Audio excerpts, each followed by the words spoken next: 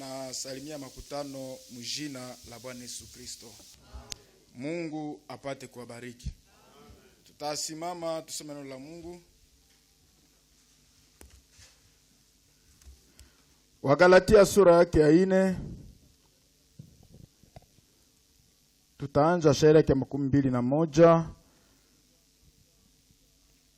Tutaenda mpaka 26.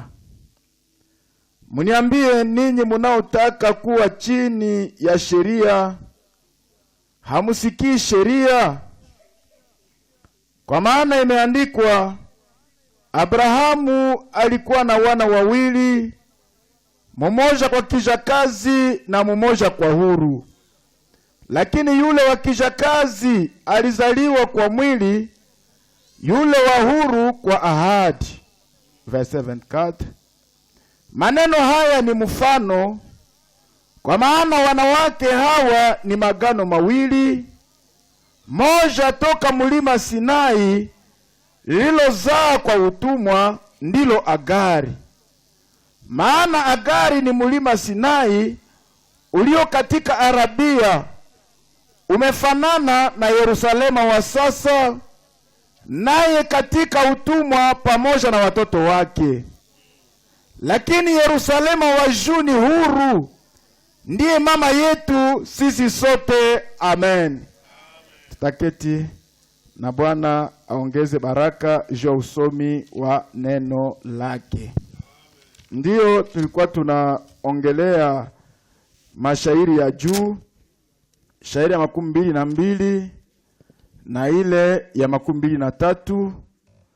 Tukavukia shairi yake ya 29, ni ile ambayo tulifasiria siku ambazo zimepita. Lakini leo tutakaza makini yetu ku verse 24 mpaka verse 26.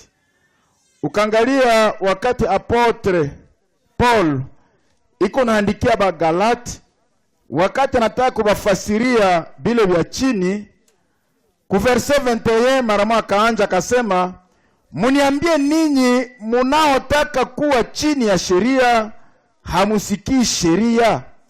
Wakati ameongea ile habari, ndio mara moja leta andiko, anasema imeandikwa ya kuwa Abrahamu alikuwa na watoto wawili. Bwana apewe sifa. Na iko naonyesha kwamba kulikuwa mtoto ambaye anazaliwa sawasawa na mwili, na kuna kuwa yule ambaye amezaliwa sawasawa na ahadi. Wana wa ahadi hawatariti pamoja na bengine, lakini anawapatanisha, anawalinganisha au wanawake wawili na maagano mawili. Pande tutapenda tukazie kwa magharibi ya leo. Anakombare Agar ambaye za Ismaele, anamkombare na kilima ya Sinai ambayo inatukumbusha sheria, inatukumbusha kogopeshwa, na agano ambayo likamatika pale kumlima Sinai inafanya watu kuwa watumwa. Ndio maana maandiko nasema ni watumwa, wale ambao wanazaliwa naye ni watumwa. Bwana apewe sifa.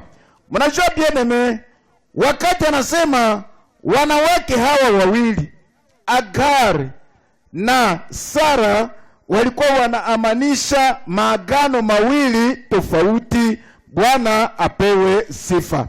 Ndani ya Jean chapitre 1, Jean chapitre 1, maandiko nataya mara moja yote viwili à la fois pamoja verse ku verse 16. Yohane sura yake ya kwanza shairi yake ya 16. Maandiko inasema hivi. Verse 16 inasema hivi: na katika utimilifu wake sisi sote tumepokea neema juu ya neema.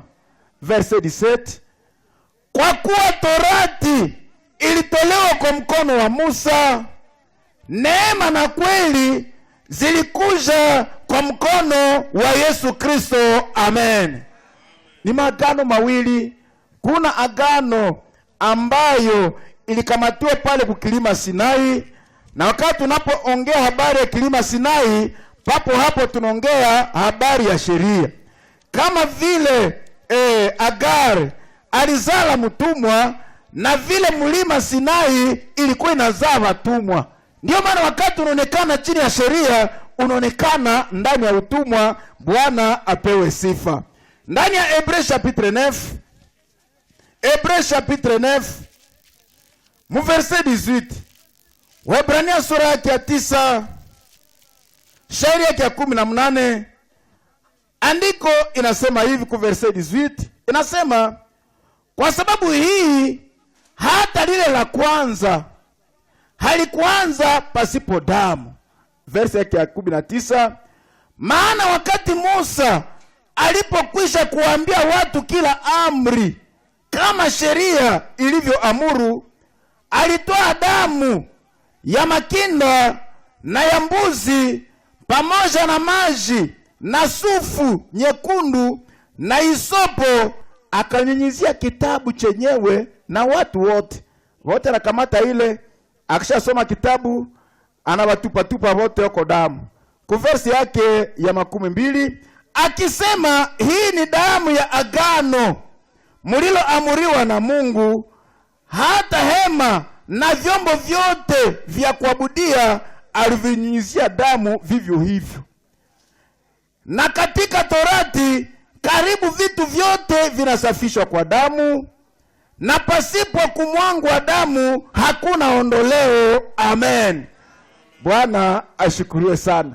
Ile agano ya kwanza ambayo ilikamatika kumlima wa Sinai, wakati amri Musa alikuwa anazisoma mbele ya watu, maandiko nasema alikamata isopo, anaitia damu ya mbuzi, damu ya makinda, anakamata ananja nyunyizia na kitabu chenyewe, kisha anyanyunyizia watu. Bwana ashukuriwe sana. Na ile ilikuwa na baacha tu mwile kikoloni, inabaacha ni batumwa. Ndani ya Hebreu chapitre 8, sheria inafanya watu batumwa, lakini neema inafanya watu wakuwe huru. Bien-aimé, kama kingali mu Ancien Testament, kama kingali chini ya sheria, hauko huru. Bwana ashukuriwe sana. Sababu ukiangalia msheria, sheria linaandikwa hata kama hawakukamate umefanya kosa hakuna problem. Kama hawakukamate hakuna problem. Donc walikuwa natembea na biko banangaliana kumacho. Lakini pamoja na neema ndio inaleta wokovu ya kweli, na ile wokovu inaenda mpaka mumoyo ndani, kiwango hata hakuna mtu unabakia unasimama. Amen. Bwana ashukuriwe sana. Lakini sheria hiyo hapana. Sheria hiyo hapana. Kama bakukunasa hakuna problem.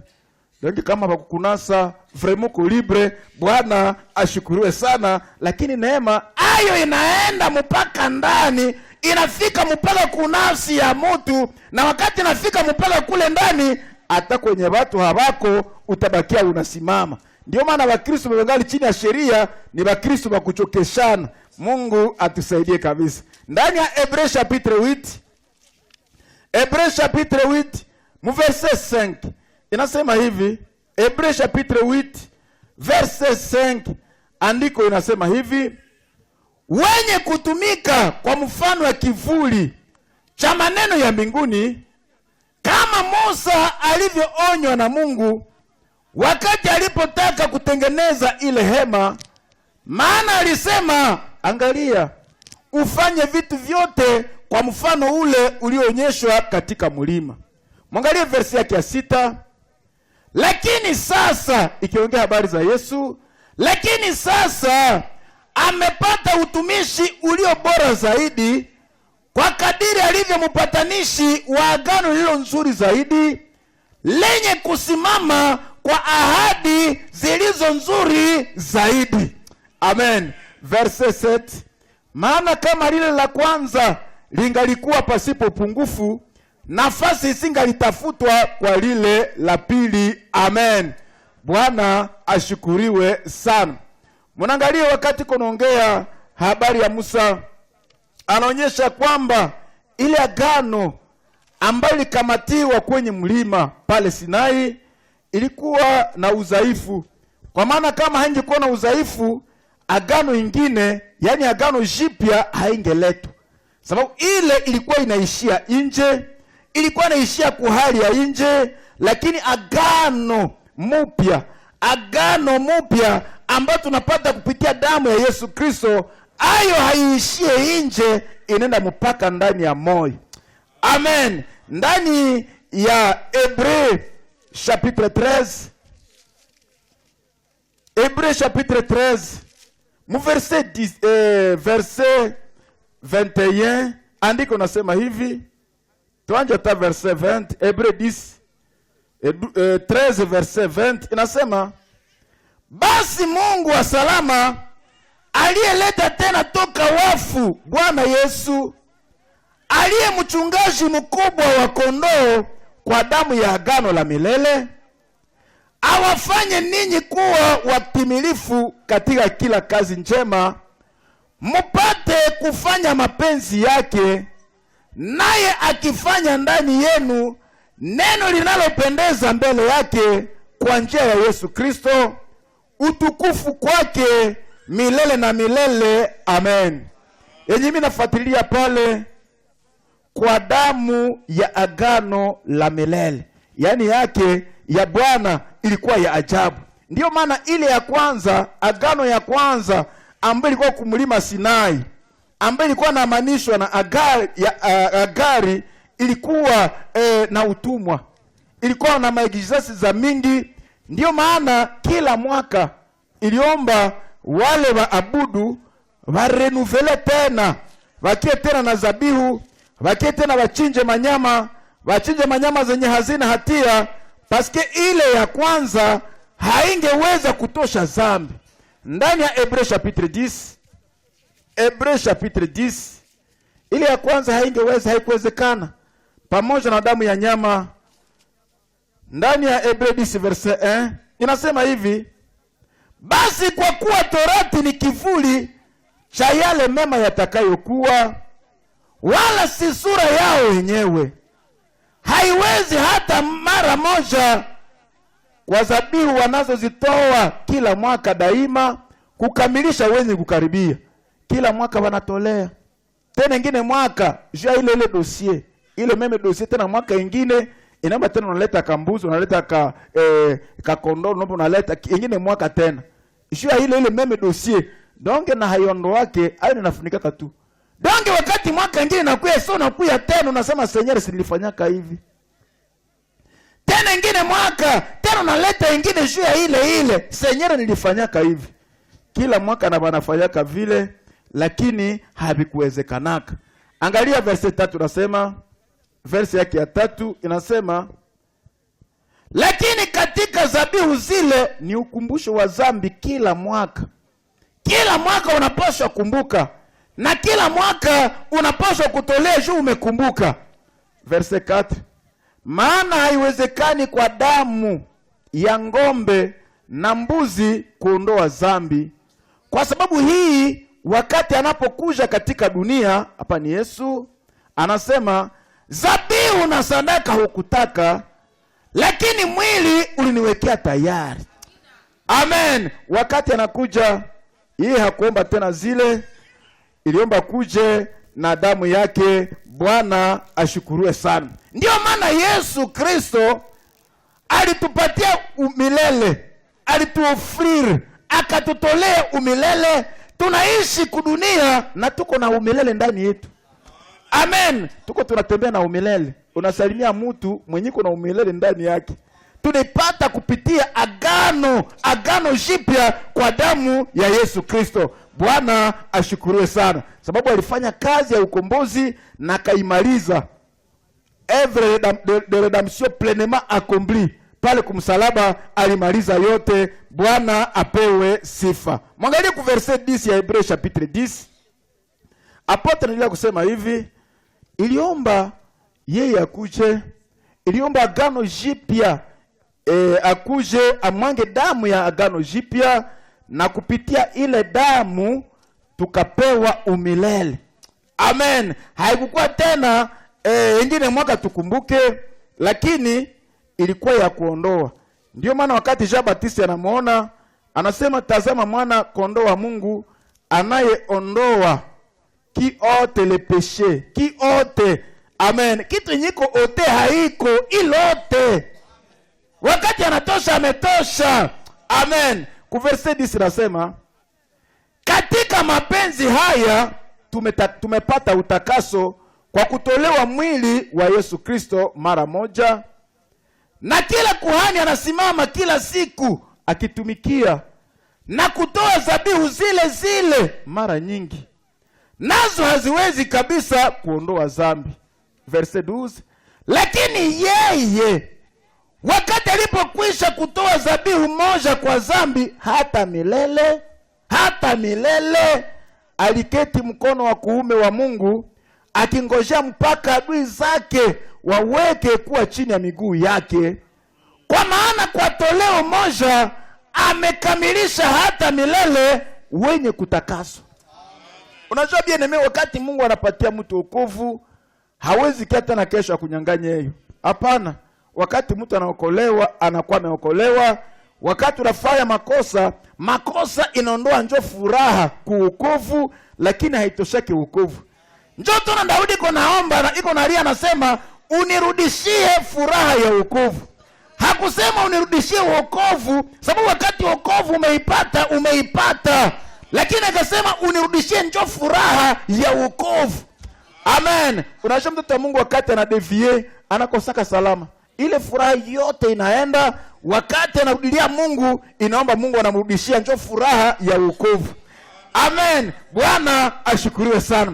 Ndio maana Agari anamanishwa na Sinai, kilima ya maogopesho. Amen. Na nasema anazaa kwa utumwa. Mnajua bien, kama tuko tunatumikia Mungu, hatumtumikie sababu tuko naogopa asitupoteze. Hapana. Kama ungali nafuata Mungu juu unaogopa asikupoteze, hauyamfuata mzuri. Hatutumikie Mungu na tuko tunatetemeka kusema hapa kama tumtumikie tutapotea. Hapana. Lakini kama tuko tunamtumikia ni sababu tunampenda. Parce que nous l'aimons. Haiko kwa sababu tunaogopa, lakini ni sababu tunampenda. Unajua ukachunga mwanamke na sheria, vraiment utajikutaka wewe kusha kwa esclave. Kwa frema tufika kwa nyumba yake, shakaandika le commandement de ma maison. Ndio anatia kukuta. Na nasema kila kosa anatia pale, ukafanya kosa fulani punition ni hii, kukuta ukafanya na hii unafanya hivi, na mtoto akafanya hivi, ile kosa ni fimbo 3. Mtoto akafanya hivi, ile inaomba fimbo hata 13. Ndio ashakafanya ile oroza pale kukuta, anaonesha watu mko mnasoma. Mwanamke akafanya hivi, pinisio yake inaomba hivi, na akafanya nashatia pale kukuta ya msalo yake, anatia amri zake za pale. Ukachunga muamri, oh la la, hautaviwezaka. Mnajua bien, kila mmoja inapo anakuwa na experience na Mungu. Kama unapenda kuwa na mafikiri mingi, kuona chungana na watu, takufaka mbio na tunaenda kuzika. Iko ajabu. Message nguketi mu telefone pulu. Leta telefone tu kama iko nani. Utakufaka mbio. Iko ajabu. Mungu atusaidie. Wewe uko na telefone yako na yeye iko na yake. Yaani ni tena namba yake. Kama haogope Mungu, hakuna mtu mwenye anaweza chunga mtu. Inamba tunaelewa ile. Kama Mungu yeye hachunge mtu, hakuna mwenye anaweza kumchunga. Na ukajitia muzile masheria utajikutaka ushakajifunga. Mungu atusaidie. Kama yeye haiko nenda mzuri namuona. Na kila mtu yeye na Mungu, Bwana atusaidie kabisa. Ndio maana habachungake mwanamke na masheria, lakini ni kupitia upendo. Amen. Na Bwana apate kutusaidia. Na kama hakukosei juu anaogopa punition, lakini sababu anakupenda. Amen. Mnajua upendo kama vitu ya ajabu. Tunampenda sababu alitupenda wa kwanza. Ile upendo yenye alitupenda, inaga tunampenda. Amen. Ndio maana hatuko tunamtumikia juu tunaogopa kupotea. Juu ya kupotea haviko tena kwetu. Sema tunaamini kazi ya msalaba. Ya kupotea haviko. Hapana. Tuko na assurance ya wokovu. Kama vile Job alisema je sais. Amen. Niko na assurance ya ajabu na sie nous savons que nous avons la vie éternelle. Donc quand on a j'attendre kusema frère balaneza potea, vous perdez votre temps. Vous perdez votre temps, c'est impossible. Donc c'est impossible. C'est impossible. Parce que déjà niko na zoé la vie même de Dieu dans ma vie. Amen. Ndani ya Romains chapitre 13, kila mtu anakuwa na experience yake. No, ule pale kisa amefanya ule atapotea. Hapana. Mungu atusaidie kabisa. Ndani ya Romains chapitre 13 verset 8, ile masheria iko ajabu. Mtu mmoja amekuandikia pale anasema bododo je t'aime. Ni nani? Ngo utakufa. Utakufa. Acha bia batu. Kama banamuita hata nasimama nenda ongelea kule nyuma, mwache.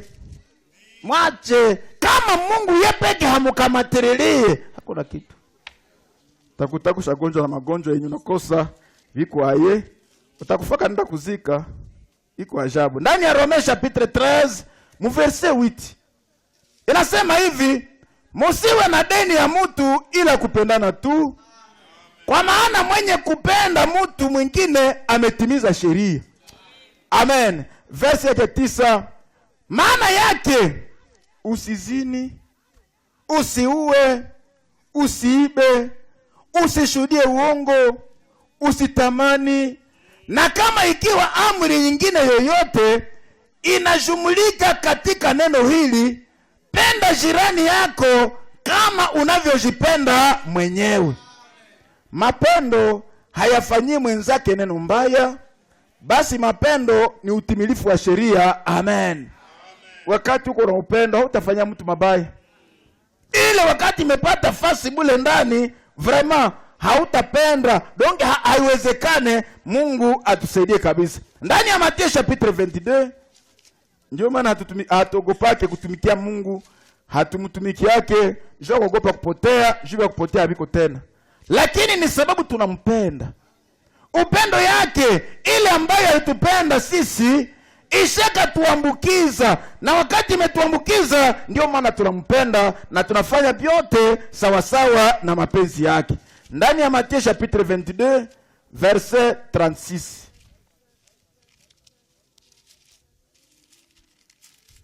Ile message mmekutumia ni nani? Ni wapi? Ni wa mkartie gani? Nero ule. Nipatie kwanza nimero yake ndamuita. Sasa kuchamba usiseme tena unajaribiwa. Ndio, takuchamba utashangala, takusafisha, takufikisha kumwisho. Na sababu atakuwa anakujua hata takusafisha, utashangala. Iko ajabu. Mathayo chapitre 22 verset 36. Andiko nasema hivi. Verset 36. Mwalimu, katika Torati amri gani iliyo kubwa? Verset 37.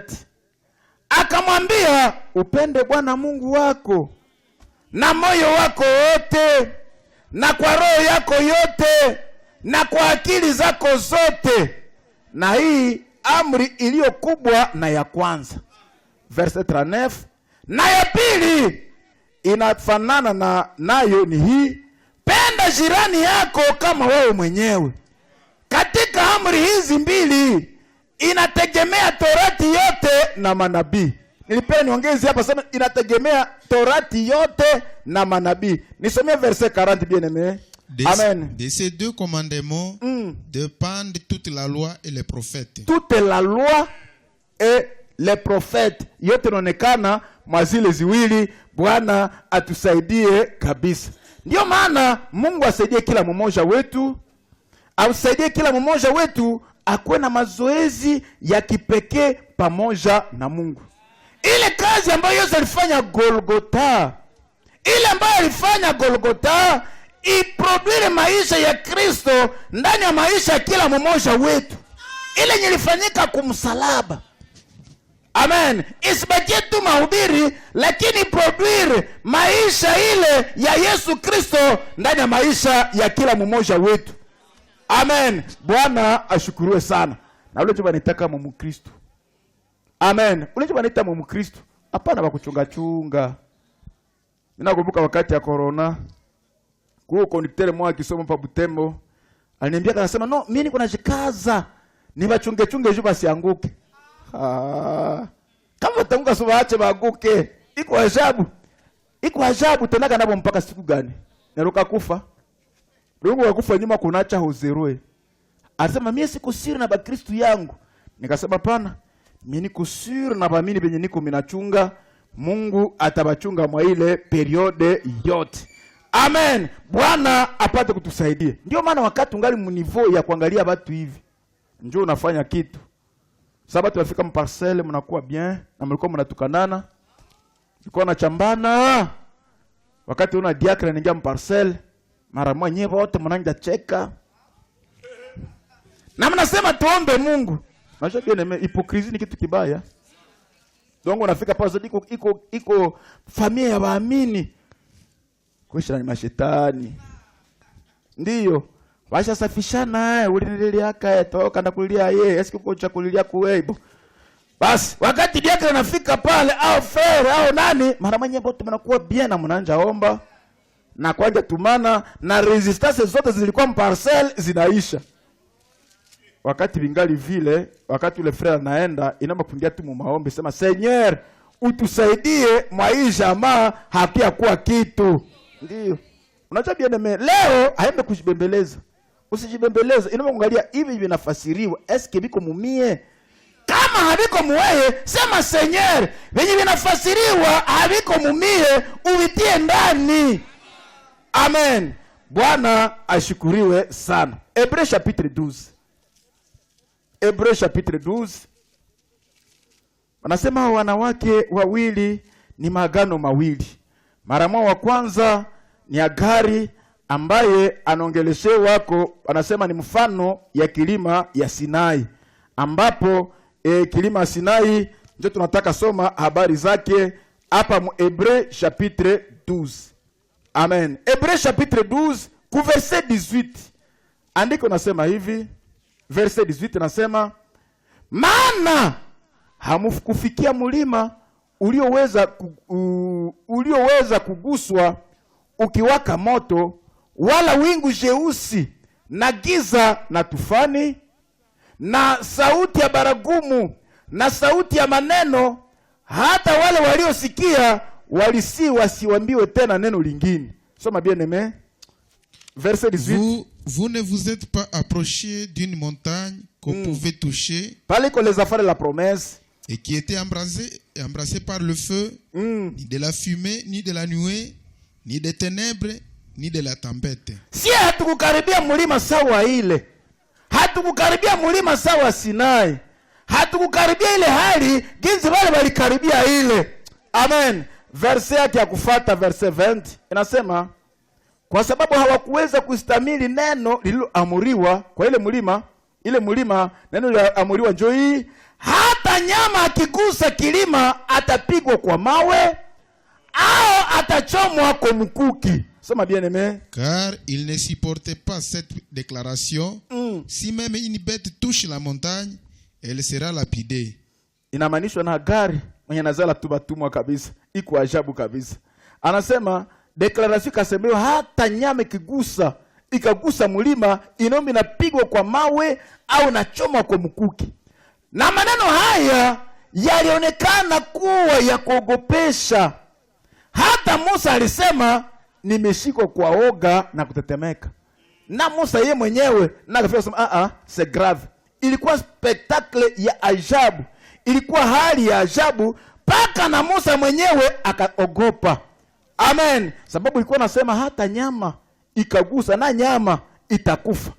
Ilikuwa kaya ajabu. Ngo turudie kwa hali ile mlima mbele, tuendelee na usomi. Si hatukukaribia ile mlima ambaye ilikuwa na manishwa na Agar mwenye nazala Ismael wa utumwa.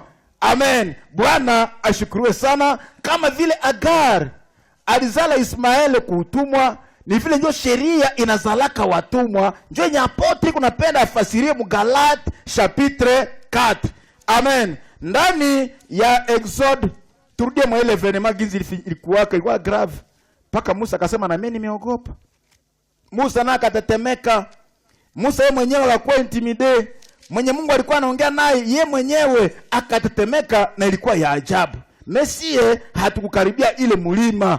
Amen. Ndani ya Exode chapitre 19. Exode chapitre 19. Nilisema nini? Exode chapitre 19 verset 20. Exode chapitre 19 ku verset 20. Bwana akashuka juu ya mulima Sinai. Iko ajabu. Kwa kichwa cha mulima Bwana akaita Musa, hata kwa kichwa cha mulima Musa akapanda. Sinjo ile kilima. Verset 21. Bwana akamwambia Musa, shuka, agiza watu wasivunje mpaka waje kwa Bwana, ili watazame na wengi wao wafe. Soma bien aimé verset 21. L'Éternel dit à Moïse, descends, fais au peuple la défense expresse de se précipiter vers l'Éternel pour regarder de peur que grand nombre d'entre eux ne périssent. Ilikuwa mulima maogopesho kabisa. Wakataze watu wasisogee kwenye mulima. Wakasogea, wengi katikati wana watakufa. Uliko Mungu kunashuka kumulima ya wapi? Ya Sinai. Mwangalie verset 22. Makuhani vile vile wanaokaribia Bwana wajitakase wenyewe, Bwana asiwaangukie. Soma bien aimé. Que les sacrificateurs qui s'approchent de l'Éternel se sanctifient aussi, de peur que l'Éternel ne les frappe de mort.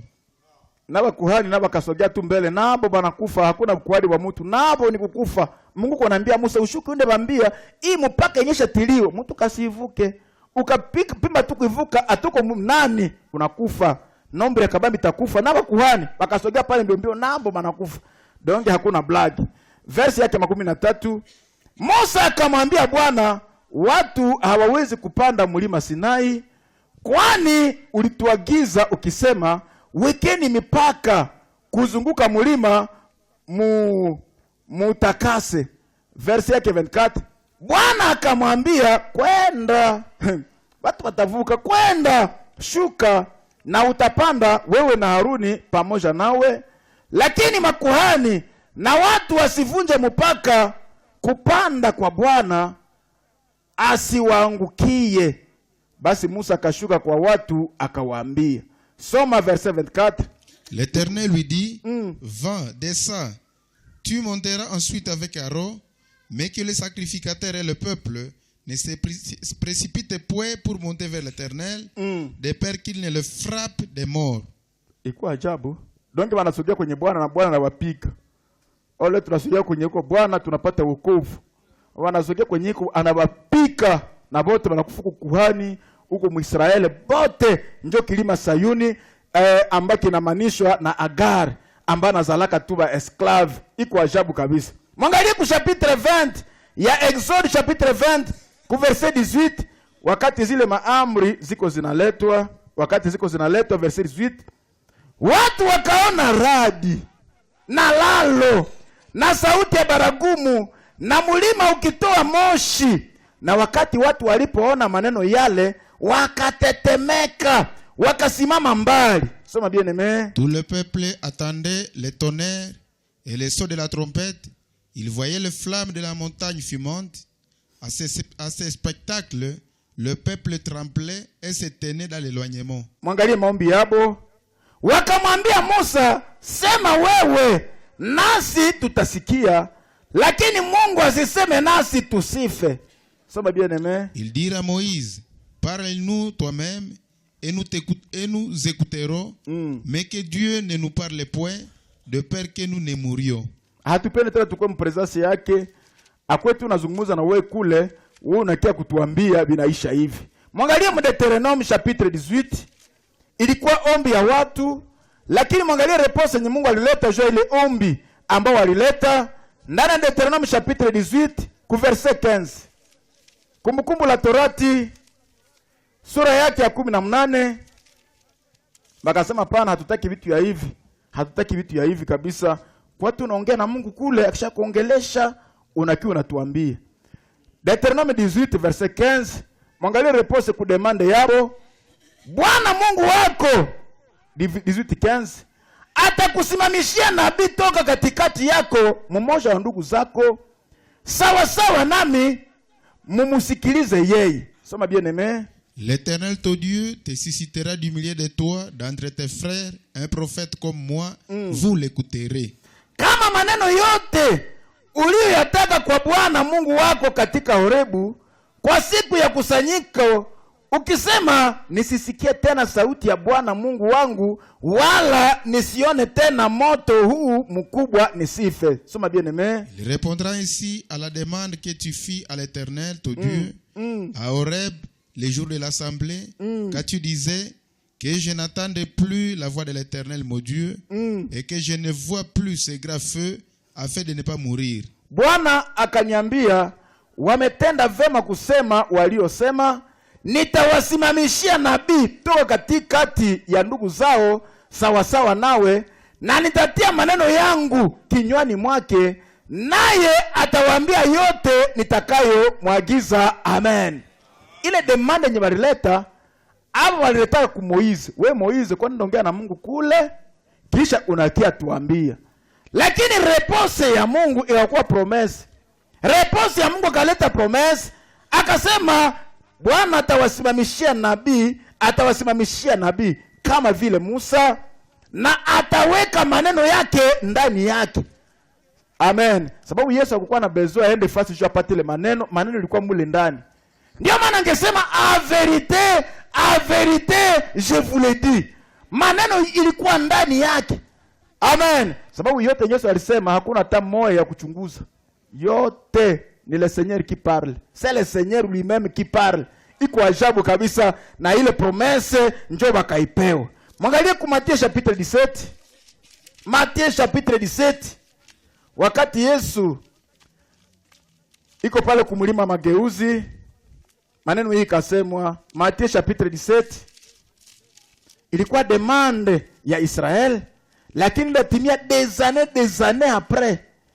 Iliomba basimamishie nabii kama Musa, na tunajua kwamba yule nabii ambaye alizungumziwa hapa ilikuwa Bwana wetu. Ndani ya Matthieu chapitre 17 verset 5, andiko nasema hivi, Matthieu chapitre 17 verset 5, na wakati walipokuwa wakisema, tazama wingu la kung'aa likawafunga wa kivuli, na tazama sauti toka wingu ikisema, huyu ni mwana wangu mpendwa wangu, ninayependezwa naye, sikieni yeye. Amen. Bwana ashukuriwe sana. Wakati ile promesse ilikuwa accompli, iliomba Mungu akiyasema ati mtoto wangu mpendwa wangu mwenye niko na bezo musikie, njoo huyu. Akamuonesha njoo huyu, mumusikie. Bwana apewe sifa. Ilikuwa timiliko ya ile ombi ambao waliombaka zamani, ikatimia wote na walishaka kufa, wajukuu ya wajukuu na wajukuu njoo wenye walienda kusikia hii maneno. Bwana apewe sifa. Ndio maana Mungu anazungumza na wana wake kwa upendo. Ndani ya Agano Jipya anaongea na sisi na upendo. Ndani ya Hebreu chapitre 1, Hebreu chapitre 1 anaongea na sisi kwa upendo. Iko ajabu kabisa. Même Ancien Testament ce n'était pas le cas, haikukuwa vile, lakini sisi tuko na neema ya ajabu sababu damu ya agano ya milele ilishaka mwangika. Amen. Mungu hataki kutuintimide. Hapana. Yeye anataka anazungumza tu na sisi tunabitika, tunabifuata. Bia kuintimide hapana. Dieu n'intimide pas. Dieu n'intimide pas. Bwana ashukuriwe sana. Ndani ya Hebreu chapitre 1 verset 1. Unaka mtu kuna ubira nanje intimide watu. Hapana. Kama hubatiziwe pale mbele watakugonga na moto unakufa. Kisha mtu anatia mkono yule. Kisha nenda pita pale mbele haba mgonge. Unaventilie ule. Anabiacha. Na alishabatiziwa, anasema sawa mbute tumenao maenyu bure. Ndio, menao maenyu bure. Iko ajabu. Kwa nini hakuna kitu? Hakuna kitu yenye nanasa. Utasikia nasema nimenao maenyu bure. Ndio huku Lwemba njoko kwenye buti walikuwa wanabatiziwa, wafere wanabatiza. Akishatoka tu mumai, anasema mnipatie, mnakatala kumpatie. Nasema basi msiniulizake tena, nimenawa mai yenu bure. Hébreux chapitre 1 verset 1. Mungu alisema zamani na baba zetu katika manabii kwa sehemu nyingi na kwa njia nyingi. Katika siku hizi za mwisho amesema nasi katika mwana aliyemweka kuwa murithi wa vitu vyote, na kwa yeye alifanya ulimwengu. Amen. Il nous parle par le fils de son amour, mwana wa mapendo yake. Amen. Bwana ashukuriwe sana. Ndio maana mimi nasema tuko tunamfuata, haiko jitu tunaogopa kupotea, hapana. Hapana, parce que nous l'aimons. Ndani ya Efesie chapitre 1, Efesie chapitre 1, mverse yake ya kwanza. Mwangalie hii epitre, hii chapitre yote ya mzuri, kama unaweza kuisoma utaona vraiment ni ya ajabu.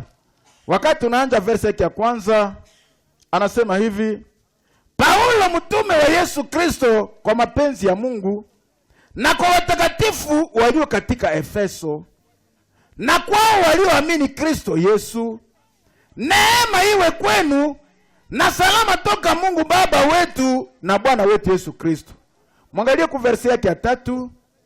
Ashukuriwe Mungu na Baba ya Bwana wetu Yesu Kristo, aliyetubariki kwa baraka zote za roho katika pahali pa mbingu ndani ya Kristo, kama vile alivyotuchagua ndani yake mbele ya kuwekwa misingi ya ulimwengu, ili tuwe watakatifu na pasipo kilema mbele yake katika mapendo. Oh la la, katika mapendo. Kwa kuwa alitangulia kutuchagua ili tufanywe wana wake kwa njia ya Yesu Kristo, sawa sawa ilivyopendeza mapenzi yake, na kwa sifa ya utukufu wa neema yake aliyotupa sisi katika huyu mpendwa. Oh la la, katika yeye tuna ukombozi wetu kwa njia ya damu yake, usamehe wa dhambi zetu sawa sawa na wingi wa neema yake. Ukangalia iko maneno yenye inayala mo vitamini. Bwana apewe sifa. Ndio maana Mungu alitupatia vitu vyote kupitia mwana wa mapendo yake. Ndio maana tuko benye heri. Bwana apewe sifa. Ndio maana sie hatukukaribia mlima Sinai, hatukikaribiaka, hapana. Ndio maana habari ambayo inahusu ile mlima haituhusu sisi. Bwana apate kutusaidia. Mwangalie apote anaendelea mu Hébreux chapitre 12. Hébreux chapitre 12. Tunaendelea na usomi kwa tumeshafikia. Tunafika verset 22. Ile mlima ma intimidation. Iko ajabu kabisa. Verset 22.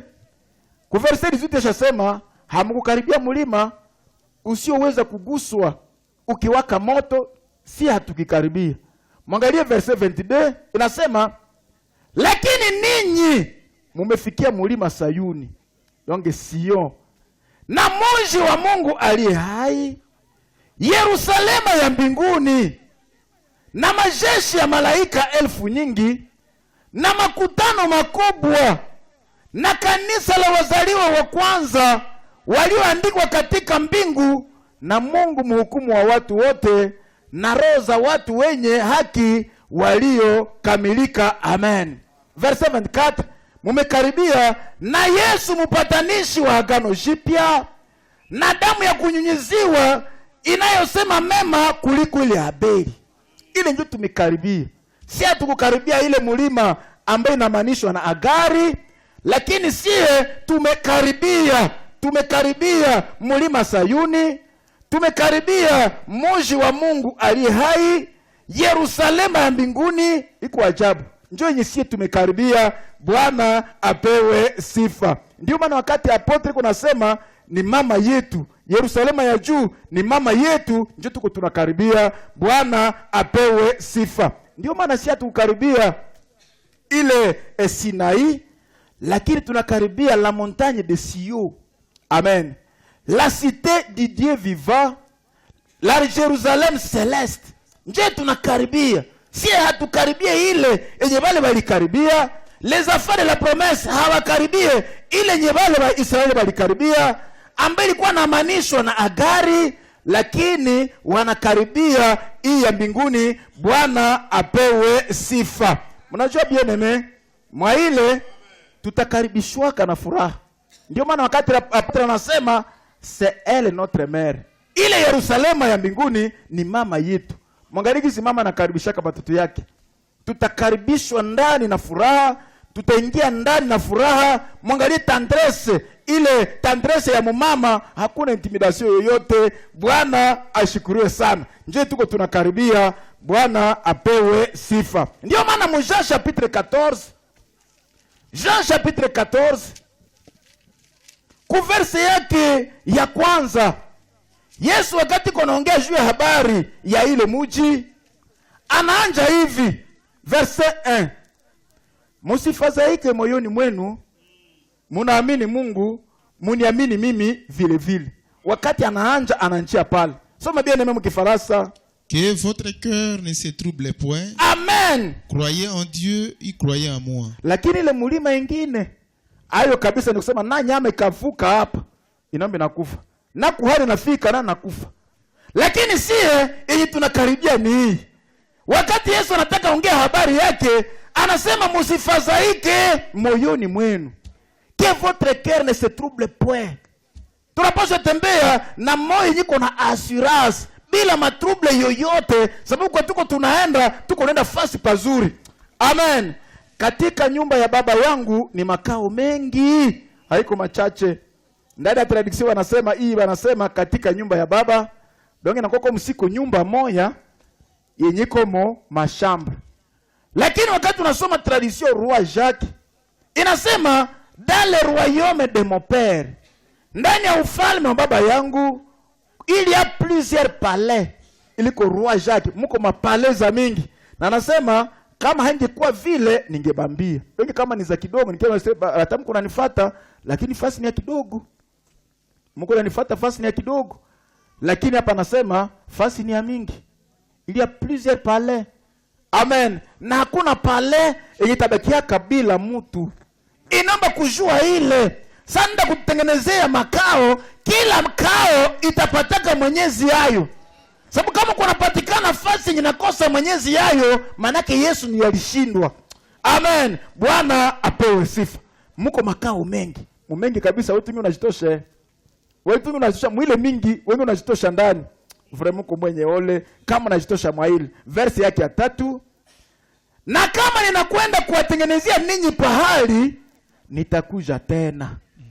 Na nitawakaribisha ninyi kwangu, pahali ninapokaa mimi mukae vile vile.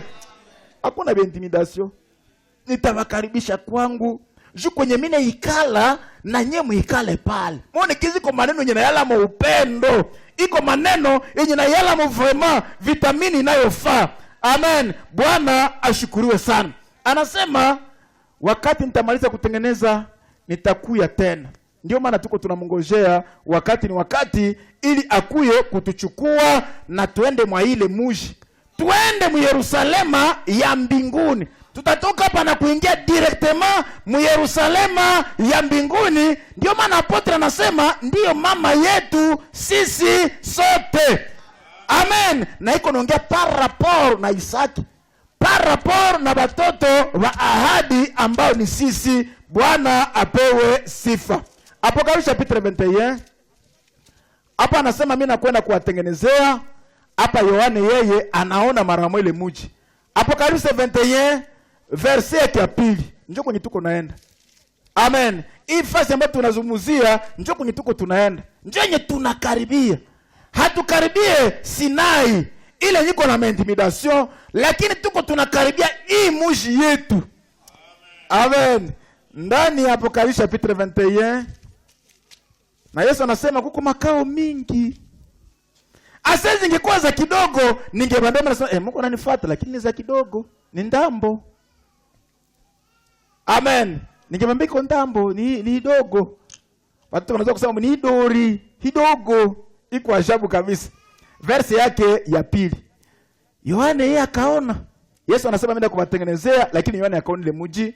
Kwa verse yake ya pili, mimi Yohane nikaona mji ule mtakatifu Yerusalema mpya ukishuka toka mbinguni kwa Mungu, umewekwa tayari kama bibi harusi alivyokwisha kupambwa kwa mume wake. Yohane wakati anaona mvizio, anaona ile mji, anaona inapambwa sagizi bibi harusi anajipambaka juu ya bwana yake. Naangalia wakati harusi gisi unaka vraiment vitu kabisa hivi kama vile vinaendeleaka, kumbi kobia basi. Akaiona iko inashuka inapambwa. Na ukaangalia mapambo ya ile mji hapa. Oh la la, kama leo maisha watu biko wanapigania ni jeu vya kuitengeneza hivi. Hivi ya kuitengeneza hivi ni vya ajabu. Ukaangalia pale wakati wanaongea gizu kuta inatengenezwa, wakati wanaongea oh la la, mama tire zingine hatuzijue, donge tunazisomaka tumu na binaishia pale, hatiazionaka na hatutazionaka mpaka tufike kule. Ndio kuko mama tire wanataya hapa zitutonaka tukishafika hayo. Ndio maana vitu ambavyo anatuandalia viko zaidi ya mawazo yetu, vinadepase atandema imene, viko yulu ya mawazo yetu. Bwana apewe sifa. Mwangalie ku verse 9, akishaonyeshwa ile mji ambayo ilikuwa imetayarishwa, imepambwa kama bibi harusi anavyojipamba juu ya mume wake, ndio vile ile mji. Mwangalie ku verse 9, akakuja mmoja wa wale malaika 7 waliokuwa na yale machupa 7 yaliyojaa yale mapigo 7 ya mwisho, naye akasema nami akisema, kuja hapa nami nitakuonyesha yule bibi harusi. Hapa ilikuwa ninakuonyesha, anamonyesha mji, lakini hapa anasema kuja nitakuonyesha yule bibi harusi, mke wa mwana kondoo. Soma verset 9 bien aimé. Puis de 7 anges qui tenaient les 7 coupes remplies de 7 derniers fléaux vint, et il m'adressa la parole en disant, viens, je te montrerai l'épouse, la femme de l'agneau. Oh la la, verse yake ya 10, akanichukua katika roho mpaka mlima mkubwa mrefu, akanionyesha ule mji mtakatifu Yerusalema ukishuka toka mbinguni kwa Mungu, mwenye utukufu wa Mungu. Mwangaza wake ulikuwa mfano wa jiwe la bei kubwa, etc etc. Bwana apewe sifa. Ndio maana wakati alikuwa na ngoya, alikuwa soneshwa mji. Alishoneshwa namna gani mji unapambwa. Kisha mmoja wa wale malaika 7 akamwambia, sasa ni turu ya kuona bibi harusi, l'épouse, la femme de l'agneau. Ni wakati ya kumuona mvizio. Yohana alijikaza sababu akishona kizi mwingine napambwa, iliomba ngaligizi na mwanamke mwatengia mule anapambwa, lakini hakuona mwanamke, akaona njoo mgini. Donc amen, donc anakuwa kofondi na mgini. Gizi mgini na ngara, na vile vile anangara paka anakuwa kofondi. Iko ajabu kabisa ya ajabu. Bien aimé, wakati wanasema tutavaa kitani nzuri, tutakuwa na kitani nzuri, ni matendo ya haki watakatifu, lakini mitawaambia ile kitani nzuri ni ile blasher, ni ya kweli, ni hakika. Ni hakika. Haitabakia matendo, itakuwa hakika. Bwana apewe sifa. Frère anasema hivi ndani ya kitabu yake Apocalypse livre scellé, page 143. Page 143 alikuwa amesoma Apocalypse chapitre 21. Njoo anatia commentaire, anasema dans ce texte, ndani ya usomi, il nous est tout d'abord montré la nouvelle Jérusalem, inatuonyeshwa kwanza Yerusalema mpya, qui est identique à l'épouse, ambayo inafanana na bibi harusi. Amen. Nous devons faire attention. Tunapaswa fanya angalisho. De côté, kwa upande mwingine, il y a la nouvelle Jérusalem. Kwa upande mmoja kuna Yerusalema mpya, l'habitation de l'épouse, makao ya bibi harusi, ambao ni sisi. Et de l'autre, na kwa upande mwingine, la Jérusalem terrestre, Yerusalemu ya dunia, avec la montagne de Sion, na mlima wa Sayuni, l'habitation d'Israël, makao ya Israeli. Wale jabati ya sheria. Tout est exactement décrit. yote imeelezewa vizuri. Mais nous devons seulement discerner de quel groupe l'on parle Lakini tunapaswa tambua kama wanazungumzia kundi gani et de qui il est question. na inahusu nani. Okay, so unasoma maandiko unajua hapa inahusu Israel, hapa inahusu bibi harusi. Anasema chaque fois qu'il est question de la nouvelle Jérusalem, Kila mara wakati nahusika Yerusalema mpya, c'est de l'église épouse qu'il s'agit. ni kanisa bibi harusi ndio anahusika pale. Lorsqu'on parle de la Jérusalem terrestre, Anapozungumzia Yerusalema ya dunia, c'est Israël qu'il s'agit. inahusu Israeli. Kisha nalete le Hébreu anasema, mais vous êtes venus à la montagne de Sion, Lakini ninyi mmekuja kumulima wa Sioni, à la cité du Dieu vivant, kwa muji wa Mungu aliye hai, la Jérusalem céleste, Yerusalema wa mbinguni, et à des myriades d'anges, na kwa mamiliadi ya malaika, l'assemblée universelle makutano ya ujumla et l'assemblée des premiers-nés, na makutano ya wazaliwa wa kwanza écrit dans les cieux. ambao wanaandikiwa mbinguni. Amen. Ili nahusu bibi harusi.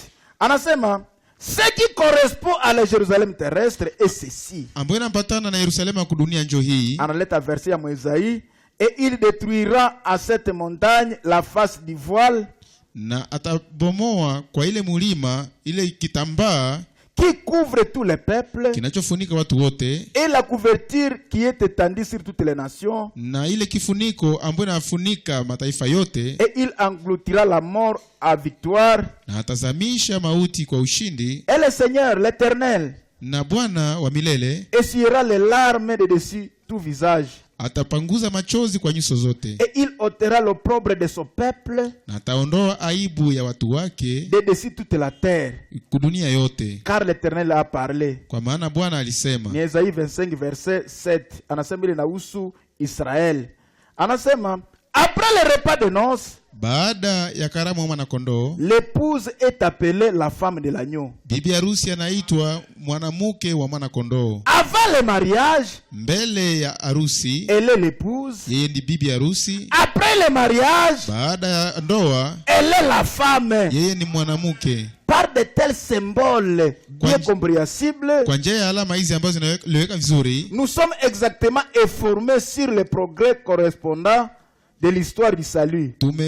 tumeweza kuarifiwa kuhusu mwendeleo ya historia ya wokovu Et de ce développement. na mwendeleo wake. Au moment de l'enlèvement Wakati ya kunyakuliwa de la troupe de prémices, ya ile kundi ya malimbuko, celle-ci prend sa demeure dans la nouvelle Jérusalem. huyu anakuwa na makao yake ndani ya Yerusalema mpya. C'est pourquoi l'épouse et la nouvelle Jérusalem Ndio maana bibi harusi na Yerusalema mpya sont confondues. zinafananana, Comme Israël kama vile Israeli est identique à la Jérusalem terrestre. kama vile Israeli anavyofanana Yerusalema ya kudunia. Sasa tutaenda directement mwa ile muji.